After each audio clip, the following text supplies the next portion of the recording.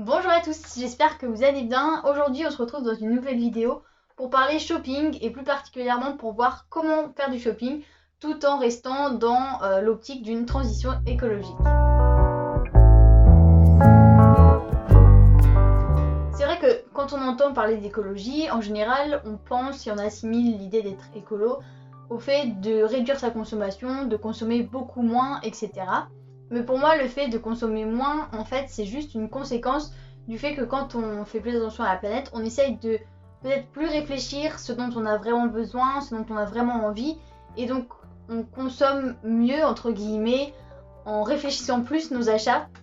Donc finalement, le fait de consommer moins, c'est pas un objectif de être écolo, mais pour moi, c'est juste une conséquence de cette réflexion, justement. Mais ce qui est très important aussi quand on s'engage justement à faire plus attention à la planète, etc., c'est pour moi de garder un certain confort et un certain plaisir dans ses habitudes, dans son mode de vie. Donc ça veut dire forcément garder des petites habitudes comme avant, comme le fait tout bête de faire du shopping. C'est pour ça qu'aujourd'hui j'ai décidé de vous présenter 3 astuces pour continuer de faire du shopping un peu comme avant, tout en faisant un peu plus attention à notre planète et à l'environnement. La première idée, c'est de faire un point avant de partir, en ouvrant ses placards, en ouvrant son dressing et en faisant un point sur ce qu'on a déjà, ce dont on a besoin, c'est-à-dire les habits qui seraient éventuellement trop petits, ceux qu'on n'a plus vraiment ou ceux qui sont abîmés, et marquer sur une liste toutes ces petites choses-là. Donc peut-être séparer en deux, les choses dont on aurait vraiment besoin ou dont on a envie, et d'un autre côté, les choses qu'on a déjà, qu'on n'a pas besoin, et donc qu'on mettrait en quelque sorte sur une liste noire. Et l'idée, c'est après, pendant le shopping, de pouvoir regarder cette liste et se dire ok, ça c'est sur cette liste où je peux acheter, donc je regarde ces articles-là. Par contre, si c'est sur la liste noire, entre guillemets, eh bien, vous n'allez pas vers ces produits pour être sûr de ne pas acheter des choses dont vous n'avez pas besoin. Le but, c'est tout simplement justement de rentrer dans cette réflexion de qu'est-ce que j'ai besoin. Je n'achète pas forcément que pour mon plaisir, mais aussi parce que ça m'est utile. Le deuxième conseil, ce serait d'avoir sur vous, pendant que vous faites votre shopping, un tote bag ou un sac un peu pliable que vous mettez dans votre petit sac avec vous.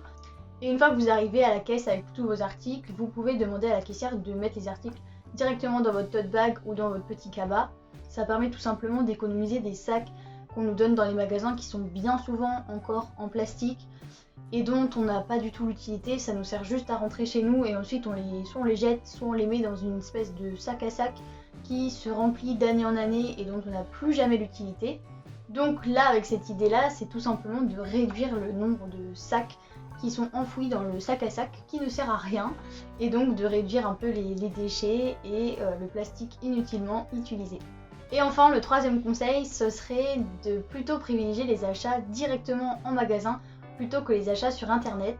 Tout simplement parce que quand vous commandez sur internet, certes ça vous arrive direct dans votre boîte aux lettres, mais tout ce qui est livraison, et bien vous vous doutez bien que ça pollue énormément puisque ça demande beaucoup plus de transport que si vous vous déplacez directement dans votre magasin. Donc pour les boutiques qui n'existent pas que sur internet, c'est simple, vous avez juste à vous déplacer, si elles sont pas trop loin de chez vous, c'est parfait. Là vous pouvez même faire une sorte d'intermédiaire entre ces deux choses-là. Il y a des boutiques où vous pouvez commander sur leur site et le récupérer en magasin. Après pour les boutiques qui n'existent qu'en ligne, là c'est un peu plus compliqué, donc soit vous décidez de trouver une alternative aux articles qui sont vendus sur ce site, soit vous pouvez peut-être essayer de commander un peu moins souvent en faisant peut-être des plus grosses commandes mais un peu moins régulièrement. Donc voilà pour ces 3 astuces, j'espère qu'elles pourront vous aider à faire du shopping en réfléchissant un peu plus vos achats, mais tout en gardant ce plaisir d'aller dans les magasins, de faire du shopping entre copines ou de faire du shopping toute seule, mais parce que ça nous plaît, parce que c'est un vrai moment de plaisir. Bien sûr, ces conseils ils sont valables en période de solde. Je sais qu'il y a des personnes qui sont investies dans l'écologie, etc., qui pensent qu'il faudrait bannir cette période de solde et qu'il faudrait en tant qu'écolo ne pas participer à ce système puisque les soldes représenteraient tout le système de consommation, même de surconsommation. Moi personnellement je pense pas en être encore là, je pense que voilà, les soldes elles existent, elles sont là, donc pourquoi ne pas en profiter quand on a vraiment besoin de quelque chose, quand on a vraiment envie de quelque chose, ça permet de faire des économies, donc pourquoi ne pas profiter des soldes tout simplement.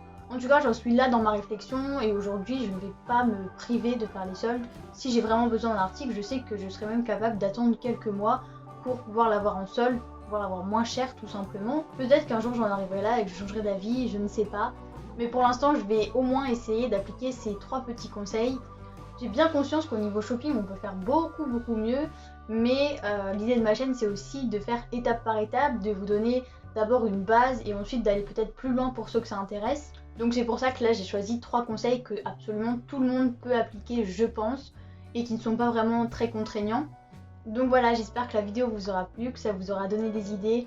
Je vous souhaite un très bon shopping et je vous retrouve très bientôt dans une nouvelle vidéo. Salut!